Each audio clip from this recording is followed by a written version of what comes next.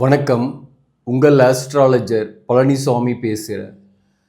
2026 ரிஷபம் ராசிக்கு பிள்ளைகள் தொடர்பான கவலைகள் குறைய வழிகாட்டுதல் மற்றும் பரிகாரங்கள் என்ன என்பதை பற்றி இந்த வீடியோவில் பார்க்கலாம். இந்த life coaching, astro life coaching என்பது என்னன்னாக்க, நம்ம வாழ்க்கையில் சில விஷயங்களை நம்ம கடைபிடிப்பதன் மூலம் அல்லது சில விஷயங்களை நாம் செய்வதன் மூலம், சில விஷயங்களை இம்ப்ளிமெண்ட் பண்ணுவதன் மூலம் நம்ம வாழ்க்கையில் இருக்கக்கூடிய பிரச்சனைகளை தீர்த்துக்கலாம். ரெண்டாவது பரிகாரம். இந்த பரிகாரம் என்பதும் ஒரு லாஜிக்காக இருக்கணும், மூட நம்பிக்கையாக இருக்கக்கூடாது. அது இறை வழிபாட்டை பேஸ் பண்ணி தான் இருக்கணும். அந்த மாதிரியான ஒரு நல்ல விஷயங்களை தான் இந்த வீடியோவில் நம்ம சொல்ல போகிறோம்.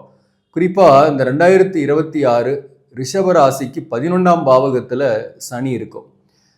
வாக்கிய பஞ்சாங்கத்தின்படியும் பார்த்தீங்கன்னாக்க 2026 மார்ச் 6ஆம் தேதியிலிருந்து சனி 11ஆம் பாவகத்தில் இருக்குது. இந்த 11ஆம் பாவகத்தில் சனி இருக்கிறது லாப சனி, பணம் வரும், கடனை கட்டுவீங்க அப்படின்ற விஷயம்லாம் உங்களுக்கு ஏற்கனவே நான் இனி எல்லாம் சுகமே அப்படின்னு நம்ம ஆஸ்ட்ரோ பழனிசாமிகள் சேனலில் வீடியோ போட்டிருக்கிறேன். பார்க்காதவங்க பாருங்கள். அதே போல் இந்த சனி 11ஆம் பாவகத்திலேருந்து 5ஆம் பாவகத்தை பார்க்கும், தன்னுடைய 7ஆம் பார்வையாக. அந்த வகையில் உங்களுக்கு 2024-25 சொல்லப்போனால் பிள்ளைகள் தொடர்பான கவலைகள் தான் இந்த வருஷமும் இருக்குது. பிள்ளைகள் தொடர்பான கவலைன்னா எந்த மாதிரி?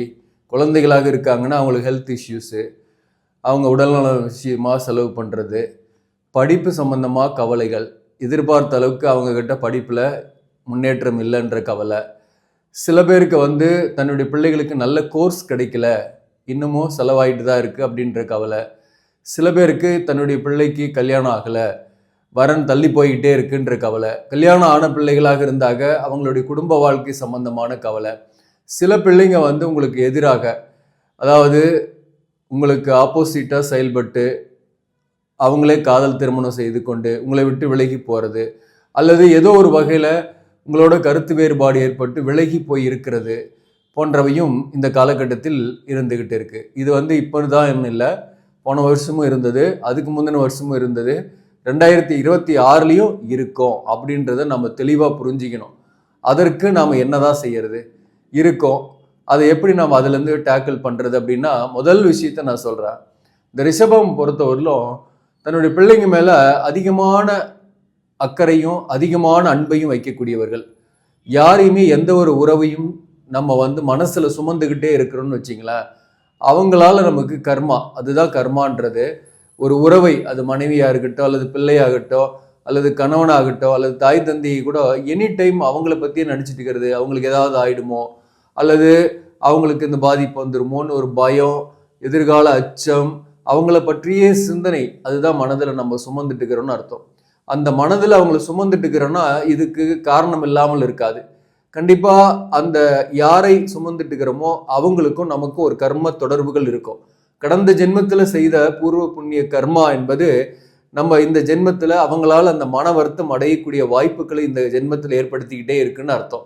இந்த பேசிக்கான விஷயத்த நம்ம இங்கே புரிஞ்சுக்கணும்.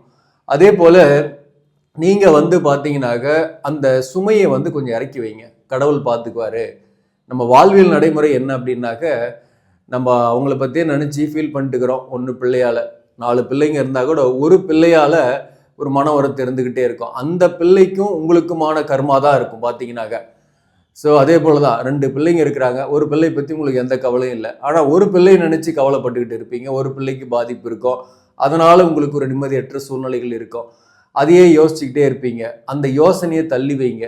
எல்லாத்துக்கும் மேலே அந்த கடவுள் இருக்கிறாரு, எல்லாத்துக்கும் மேலே பிரபஞ்சம் இருக்குது, எல்லாத்துக்கும் மேலே அந்த பிள்ளைக்குரிய கர்மான்னு ஒன்று இருக்கு இல்லையா, அந்த பிள்ளைக்கும் ஒரு ஜாதகம் இருக்கும், அந்த பிள்ளைக்கும் தலையெழுத்துன்னு இருக்கும், அதை அனுபவிச்சு தான் ஆகணும். இப்போது ஒரு பிள்ளைக்கு கல்யாணம் ஆகலை, வரன் வரல அப்படின்னா அந்த பிள்ளையுடைய ஜாதகத்தில் அந்த தோஷங்கள் இருக்கலாம். கலசர தோஷம் இருந்தால் ஒன்று லேட்டாகும் அல்லது சீக்கிரமாகி பிரச்சனையை கொடுக்கும். லேட்டானால் நல்லதுன்னு நினச்சிங்க, அல்லது மாங்கல்ய தோஷம் இருக்குனாலே வரன் அமையறதுல தாமதங்கள் இருந்துக்கிட்டு இருக்கும். ஸோ இந்த மாதிரி அந்த பிள்ளைக்குரிய கர்மாவை அந்த பிள்ளை தான் அனுபவிச்சாகணும். அதற்காக நீங்கள் அதையும் சேர்ந்து சுமந்து நீங்கள் மன வலிமையை இழந்து மன வலியோடு இருந்துக்கிட்டு இருக்கக்கூடாது என்பது தான் முக்கியமான விஷயம். அடுத்தது, ஒரு பிள்ளைக்கு உடம்பு சரியில்லை அப்படின்னா அந்த பிள்ளையுடைய தலையெழுத்து தான், அதற்கு நம்ம என்ன செய்யலாம்? நமக்கு ஏதோ ஒரு வகையில் பொருளாதார ரீதியாக ஆண்டவன் பணம் கொடுப்பான்.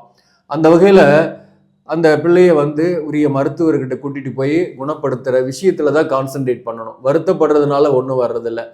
அதே போல் அதற்கான முறையான இறைவன் வழிபாடு, நல்ல விஷயங்களுக்கு செலவு பண்ணுங்க. அந்த நேரத்தில் குறிப்பாக தான தர்மம் செய்கிறது, தெரியாதவங்க, குருமார்கள், ஆன்மீகவாதிகள், ஆசிரியர்கள், மூத்தவர்கள், நல்ல மனிதர்கள், நல்ல ஆத்மாக்கள், அவர்களுக்கு ஒரு வேளை சாப்பாடு வாங்கி கொடுத்தீங்கன்னா கூட உங்கள் பிள்ளையோடைய நோய் நீங்கி போயிடும்.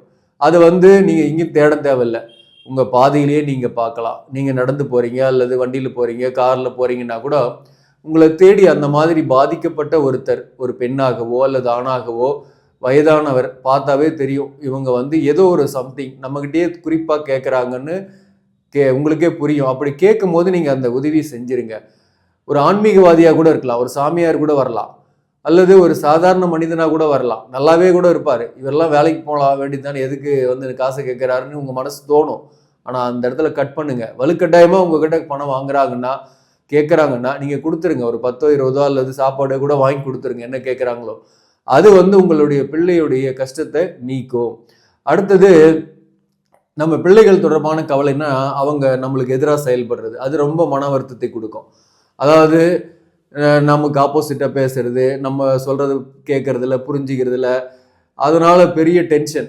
அந்த விஷயத்த இந்த காலகட்டத்தில் ஒரு வளர்ந்த பிள்ளைங்க, ஒரு 18 வயசுலேருந்து பார்த்தீங்கன்னா ஒரு 25 வயசுக்குள்ள இருக்கிற பிள்ளைங்க எல்லாருமே அப்படி தான் இருக்கிறாங்க. நாட் ஓன்லி ரிஷபராசி பிள்ளைங்க மட்டும் கிடையாது, எல்லா ராசிக்காரங்களுடைய பிள்ளைங்களுமே அப்படி தான் இருக்கிறாங்க. அப்போ அந்த மெச்சூரிட்டியை நம்ம ஏற்படுத்திக்கணும். ஏன்னா அடலசன்ஸ் அந்த அடலசன்ஸ் ஏஜில் பெற்றவர்கள் பெரிதாக தெரிய மாட்டாங்க, அவங்களோட ஒரு முரண்பாடுகளோடு தான் இருப்பாங்க.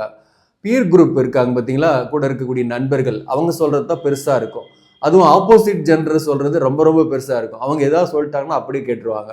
ஆனால் நீங்கள் எதாவது சொல்லிட்டீங்கன்னா அப்படியே மறந்துடுவாங்க. அதுதான் அங்கே பிரச்சனை. அதை காலப்போக்கில் மாறிடும். அவங்க ஒரு 25 ஏஜுக்கு மேலே போகும்போது தன்னுடைய பெற்றோர்களை நினச்சி பெருமைப்படுவாங்க. நீங்கள் அவங்களுக்காக செய்யக்கூடிய நல்ல விஷயங்களை அவங்க பெற்றோர் ஆகும்போது, எங்கள் அப்பா எவ்வளோ கஷ்டப்பட்டு என்னை வளர்த்தாரு, எங்கள் அம்மா இவ்வளோ கஷ்டப்பட்டு என்னை வளர்த்தாங்க அப்படின்ற எண்ணங்கள் உங்களை வணங்குவாங்க. ஸோ அது வெறும் கொஞ்சம் பொறுமையாக தான் இருக்கணும். அதற்கு நம்மளுடைய மென்டாலிட்டியை நாம் கொஞ்சம் மாற்றிக்கிறது தான் நல்லது. அதே போல் ஒரு குறிப்பிட்ட காலத்துக்கு மேலே கல்யாணன்றது அவங்களே டிசைட் பண்ணுறதா கூட இருக்கும். காதல் திருமணம் பண்ணிக்கிறாங்க, காதலிச்சிட்றாங்க, இல்லை அந்த பொண்ணு தான் நான் கல்யாணம் பண்ணுவேன்னுவாங்க. அவங்க வேறு கேஸ்ட்டாக இருக்கும், நீங்கள் வேறு கேஸ்ட்டாக இருக்கும், உடன்படாமல் இருக்கும். ஸோ இது அவங்களுடைய தலையெழுத்து தான். அவருடைய தலையெழுத்துப்படி காதலிச்சு கல்யாணம் ஆகணும், அந்த பொண்ணோட இணையணும் அப்படின்னு விதி இருக்கும்போது நீங்கள் கண்டிப்பாக தடுக்கவே முடியாது. ஏன்னா அது ஏற்கனவே கருவிலேயே எழுதப்பட்ட விதி. அப்போது அதை நோக்கி தான் அவர் போவார். அவர் போயிட்டு அதுலேருந்து தெரிஞ்சுக்கிட்டோம், நல்லதாக கூட அமையலாம். அது பாதிக்கப்பட்டால் அதுலேருந்து ஒரு அனுபவத்தை அவர் கற்றுக்கலாம். வாழ்க்கை என்னன்றது அப்போ புரிஞ்சுக்குவார். அப்போ பெற்றவங்களுடைய வார்த்தை எவ்வளோ இம்பார்ட்டன்ஸுன்றதையும் புரிஞ்சுக்குவார். சப்போஸ் கெட்டதாக இருந்தால், நல்லதாக இருந்தால் அவருடைய லக். அது மாதிரி தான் நாம் நினச்சிக்கணும். வாழ்க்கையில் எதையும் சுமந்துக்கிட்டே இருக்கிறீங்கன்னு வச்சிக்கலாம். ஒருத்தரை பற்றி சுமந்துக்கிட்டு ஒருத்தரோட பற்றியே நினைவு வச்சுக்கிட்டே இருக்கிறீங்கன்னா அது உங்களுடைய கர்மா. அதை கொஞ்சம் ஒதுக்கி வச்சுக்கிட்டு இறைவன் வழிபாடை ஃபாலோ பண்ணிங்கன்னா உங்களுக்கு நன்மைகள் நடக்கும்ன்றது தான் அந்த லைஃப் கோச்சிங்கில் நான் சொல்லக்கூடிய முக்கியமான விஷயம். பரிகாரம் என்பது என்னன்னாக்க, 5ஆம் அதிபதியாக வரக்கூடிய கிரகம் புதன். இந்த புதன் பகவான் ஸ்தலம் பார்த்தீங்கன்னா திருவெண்காடு. பிள்ளையோடு சேர்ந்து நீங்கள் திருவெண்காடுக்கு புதன்கிழமையில் போயிட்டு வாங்க. அங்கே போயிட்டு அக்னி தீர்த்தம், சந்திர தீர்த்தம், சூரிய தீர்த்தம் இருக்குது. இந்த தீர்த்தங்களில் அங்கே நீராட விடுறதில் தண்ணி எடுத்து தொளிச்சிங்க, கால் அலம்பிக்கிங்க, சிவபெருமானையும் பார்வதியும் அந்த பராசக்தியும் வேண்டிக்கிங்க. அந்த கோயிலுக்கு பின்னாடியே பார்த்தீங்கன்னா புதனுக்கு தனி சன்னதி இருக்குது.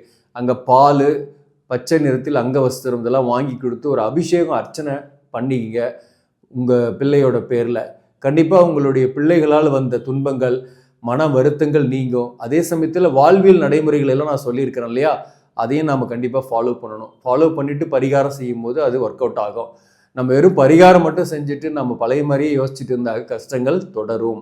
அதனால் நம்ம வாழ்வியல் நடைமுறைகளை கொஞ்சம் மாற்றிக்கிட்டாக்க வாழ்க்கையில் நிம்மதியாகவும் இருக்கலாம். இந்த 2026 பிள்ளைகள் தொடர்பான கவலைகள் இல்லாமல் இருக்கலாம். இந்த சேனல் உங்களுக்கு யூஸ்ஃபுல்லாக இருக்குது அப்படின்னு நீங்கள் நினைக்கிறீங்கன்னாக்க சப்ஸ்கிரைப் பண்ணி இதை ஃபாலோ பண்ணுங்கள். நன்றி, வணக்கம்.